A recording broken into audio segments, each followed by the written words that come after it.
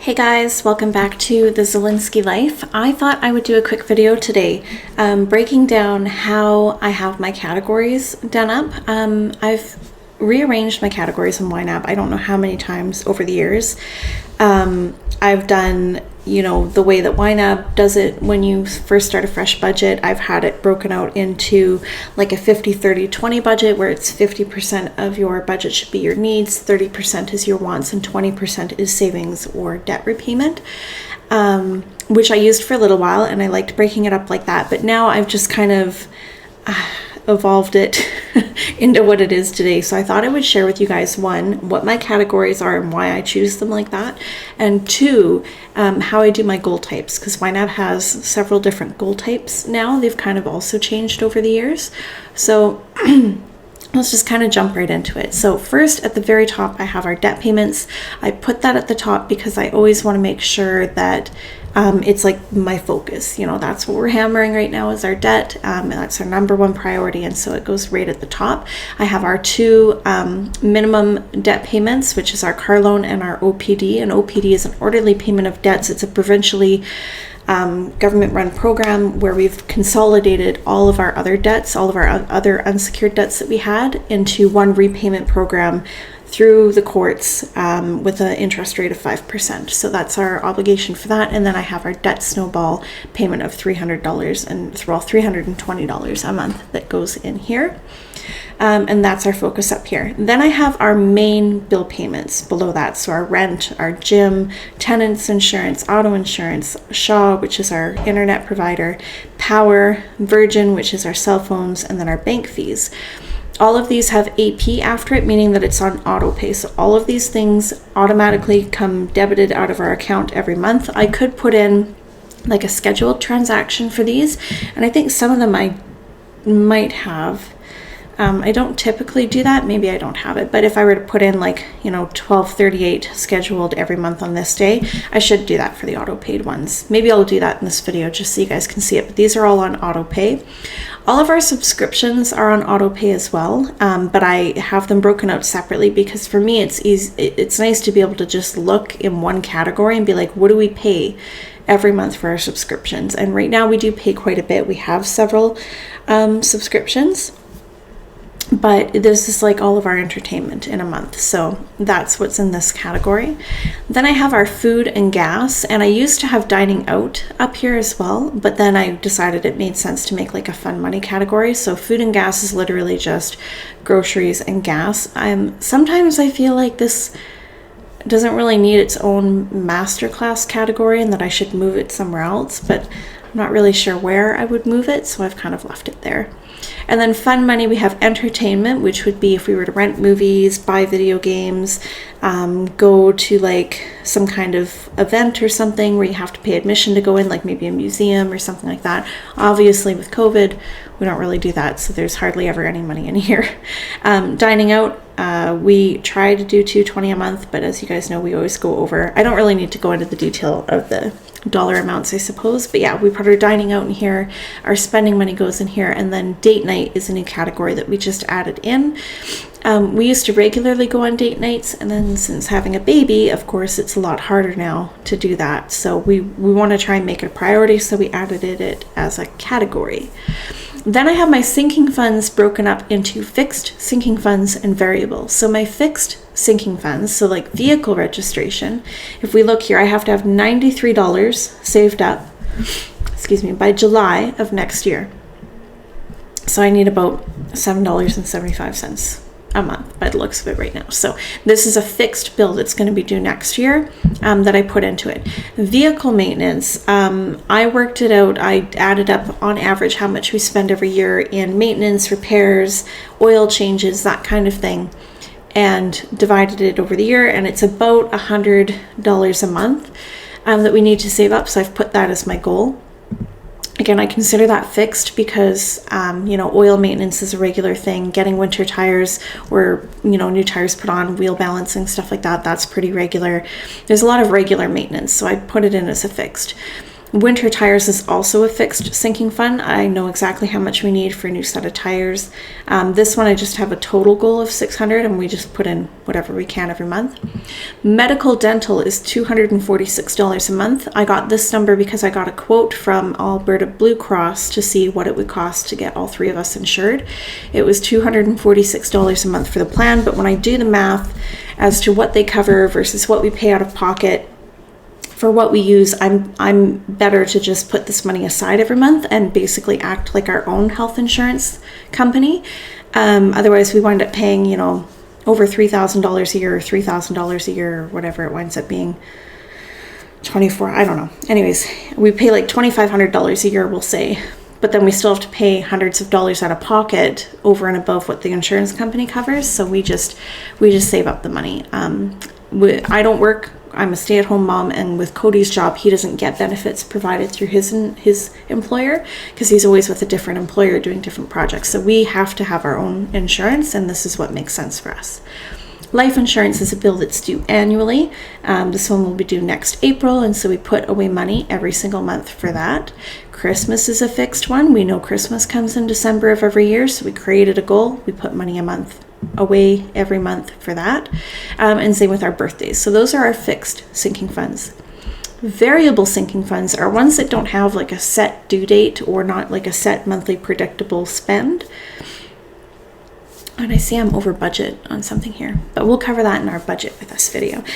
So baby gets $40 a month, household gets $60 a month, toiletries is $20 a month, and so on and so forth. These just kind of go down. And these are just kind of like ballpark numbers as to, on average, what we spend, what we think we might need to put away every month. I got a phone call, and now I've lost my train of thought. Variable sinking funds are variable amounts. Anyways, I really have no idea what I was saying, so hopefully I wrapped up my thought on sinking funds. Then we have our wish farm and our wish list. This is taught by YNAB, and then I've kind of modified it based on what I've seen another YouTuber do, and I cannot for the life of me remember who it was. I don't remember if it was Gen Z or Plan in Progress or who it was. I'm so sorry. I'll see if I can find the video where I saw it or if I can figure out who it was. I've discovered so many new YNAB YouTubers lately as well that have been super awesome and amazing to watch. But anyways, I loved how they did it. So YNAB teaches that you would make a wish list and you would put in your wish list what it is that you want and how much it'll cost. And you'll see, maybe I don't have notes here, but for us, a small item is $100 or less, medium is between $100 and $500, and large is $500 and up. And so we put it into the wish list, and then when we want to start funding something, we would move it up to these categories, and then we would make the purchase. And we have actually purchased the car seat. Now, normally, the way I did it the first time is I actually put it in that category and then recategorized it.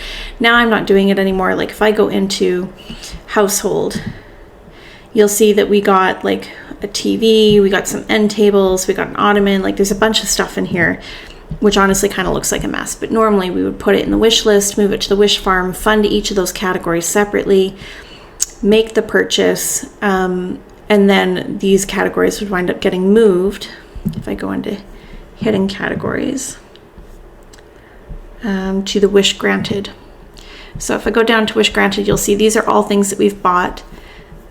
So we did wind up buying the car seat, so that can go down here. We bought the nano leaf.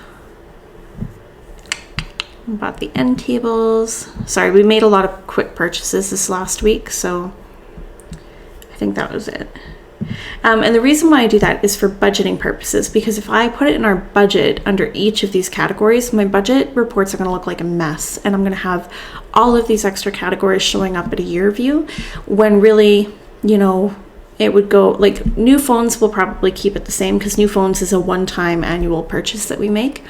But like a playpen and a car seat, that's all baby stuff. That goes under baby. You know, getting an ottoman, a couch, stuff like that, that goes under household. So they eventually get recategorized into their corresponding categories, and then we just file the wish granted ones down below, if that makes sense. Hopefully that kind of makes sense.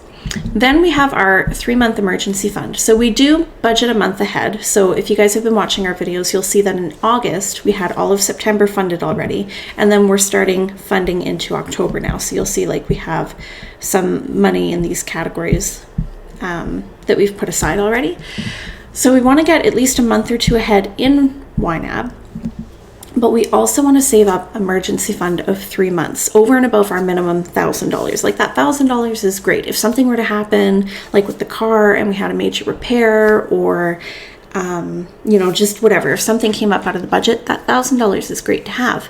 But CODY'S work is very on and off, and it makes us feel really uneasy when we don't have money to cover our bills, because if he's not working, we have a pretty high cost of living. Like if we look at just we'll go to a month here where we haven't budgeted. So just our bill payments and our debt payments, it's $3,300 a month. And then we add in our food and gas. Okay. So that's $4,000 a month just for our minimum obligations. If we didn't pay any subscriptions, we didn't have any spending money, didn't contribute to any of our sinking funds, did just our bare minimum, we need just over $4,000 a month.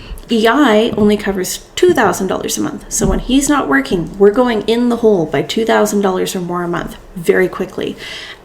So it can be very, very panicking. So we try to get a month or two ahead in YNAB. Plus we want to save up 3 months of an emergency fund. And I've actually broken it out. So we need $76 to have 3 months of our tenant's insurance.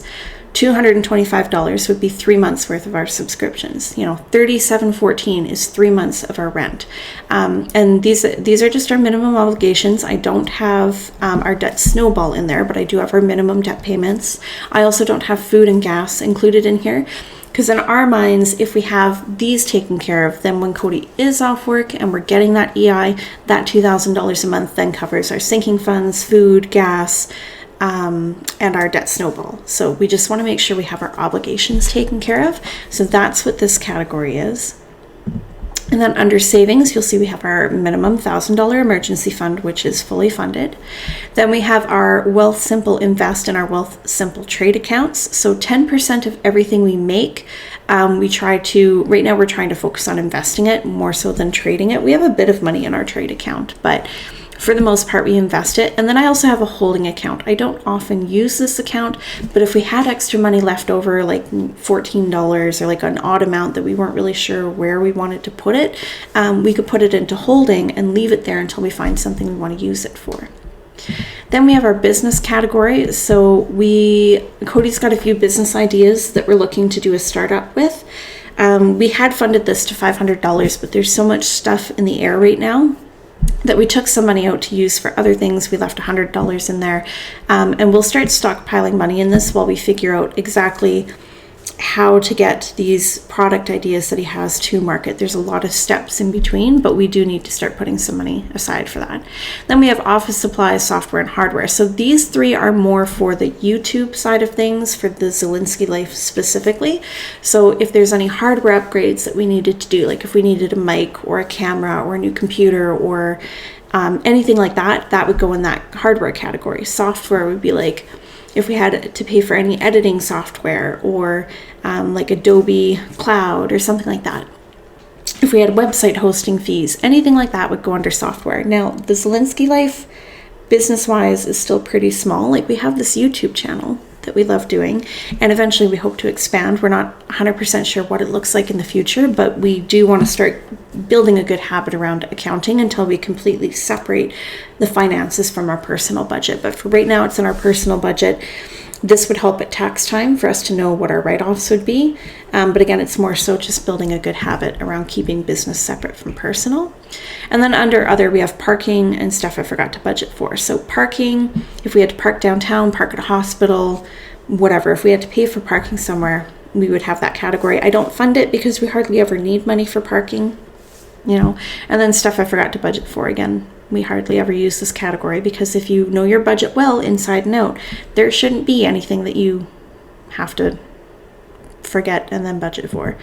And then reimbursements is the last one. So I have lawn care and then my dad in here. And reason being is for lawn care, he pays for his own lawn care to be done, but it goes through my credit card because I already had an account open with the people who do the lawn care maintenance. It was just easier to keep that account going. So when he gives me the money for his lawn care, it doesn't go into to be budgeted because I don't want it counted as an income, because it's not an income. It's not my money. It's not money that I've made. It's not money that I can use to budget. So when he gives me that money, it automatically gets categorized into lawn care, and then that way that money's in there for the budget when they pull it out of my account. And then I have a category just for dad, because if we go over there and we're ordering dinner out or something like that, oftentimes we'll do like skip the dishes, and it'll come through my credit card because my dad does not have skip the dishes. He's not super into like online stuff, so I'll order it. It comes off my card, but then he gives us the money for it. We go to the bank, deposit the money. Again, it's not an income, doesn't go to be budgeted. It goes into this category.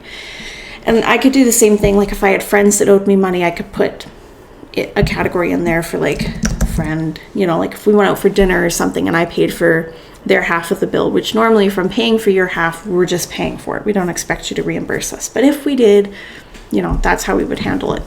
So we've created a whole category for reimbursements, and that's it for our category breakdown. So now I'm going to go forward and show you guys what our budget goals look like. So if I go all the way into November, and I'm going to November because we have nothing budgeted for November yet, you can see it says underfunded $5,400. So that's about what our total monthly bills are, is $5,400. And I like having the goals because I like to be a bit of a future budgeter, if that makes sense. I like to know what's coming up. So if I click on each of these, I have here a spending goal of $320 by the end of the month, right? So I need to have $320 to spend to make a payment every month by the end of the month for our debt snowball. That's what most of these categories would be to spend. Sorry, I am burping a lot, which is so gross. If I come down to something like sinking funds, these are just savings goals, right? So I have here that I want to save $100 every month. Simple. There's no end date to that. It's just $100 a month that we want to save. This one is also a savings goal, but it doesn't have a by date goal to it. It's just we need $600 as a balance. So for something like this, we don't have to put in a set amount every month. It's just saying, hey, you want to try and save up $600, you do it on your own time. Something like vehicle registration. This is, we need $93. That's our target balance, and we need it by July of next year. So when you do a by date balance, it'll tell you what you need to save every single month, right? So we need to save $775 every month right now. And these goals will automatically adjust. So if you put more into it one month, it'll adjust the rest of it. Like if I put in $50 this month and then I go forward to December, you'll see now I only need $2.40 to stay on track to reach that goal by next year.